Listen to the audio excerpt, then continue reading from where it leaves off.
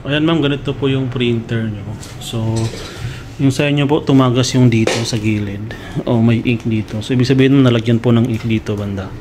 So, meron po yung ano dito ma'am, parang encoder disc sa gilid. Kagaya po nito. Parang ganito siya. Ganito po siya.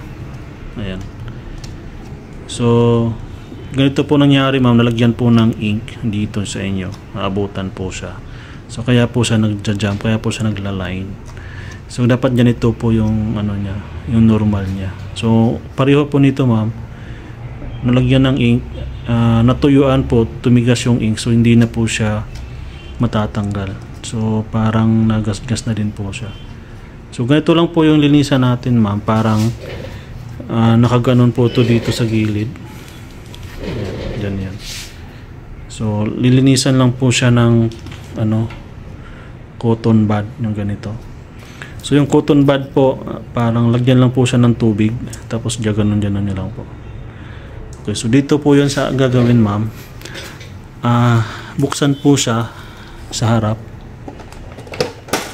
Ayan. Tapos naka-off po yung printer natin ma'am. Tapos ito sa gilid, ito hilain lang natin siya pa kanan. Parang ganito. Ayan, pa kanan lang po siya. Papunta natin dito sa kanan. Okay. So, dun po sa ilalim. Ayan. Explain ko dito, ma. Ayan. So, ituro ko na lang. Kung nakita nyo po itong bilog na white, ito. Yung bilog na white na to. Ayan. So, yan po yung hawakan natin, ipaikot gamit ang kamay. Para kasi siyang para siyang gear na malaki. Ayan, tapos yung likod niya, yan po yung pinakita ko kanina na transparent na bilog. So dyan po siya nalagyan ng ink. So ang gagawin lang po ma'am, pasok nyo lang po yung kamay nyo. Ayan, parang ganito. Pasok nyo po yung kamay, or dyan po titignan nyo po ma'am. Makikita naman po siya kung may ink. Ayan po. Ayan. So makikita naman po kung may ink po yung ano niya, yung parang transparent sa likod ng puti. Yung likod ng puti niya. So nagkaka-ink po, maitim po yan kung nagkaka-ink siya. Ayun sa taas yung likod po. So ang gagawin nyo lang po ma'am, pasok nyo lang po yung kamay doon, tapos ikot nyo po yung puti. Ayan. Ikot nyo po yung puti. Maikot naman po siya.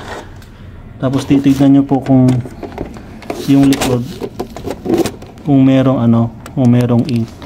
Pag nakita nyo po siya merong ink ma'am, kuha lang po yung cotton buds ito. Dinugtong ko lang siya para po aabot doon. So kung ano lang naman, dugtungin nyo pa ng mas mahaba para aabot po siya dito. Doon. Tapos punas-punasan nyo lang po. Ayan. As long as mapunasan lang po siya konti, mawala po yung kahit konting itim niya. As long as mababasa na niya. Basta mawala lang po yun. Ganun lang po yung paglinis niya. Maabot naman po siya ma'am. Ipa-flashlight nyo lang po siya. Ayan. Kunti lang po yun kasi kunting line lang po yun ma'am. Kung may kunting ink lang po talaga siya yung dun sa likod. So hanapin nyo na lang po kung saan siya banda. Tapos susungkitin nyo na lang po ng cotton buds. Madali lang po yun ma'am. Kailangan po mawala yun ma'am. At least hindi pa siya tuyo. Kasi pag tuyo na, mahirapan tayo, baka madamage yung papalitan na po siya. Ayan. So nagka-ink po kasi yun yung doon sa ilalim.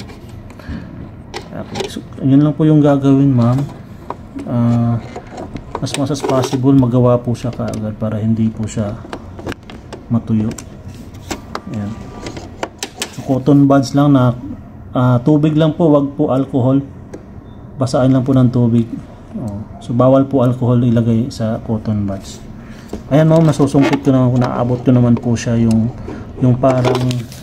parang ganito niya. Ayan, so parang ganito po ma'am, masusungkit po yan. Para kasi nakaganon yan ma'am. Wait lang, i-explain ko paano ba. Parang ganon. So, nasusungkit nyo yun, ganon nyo lang.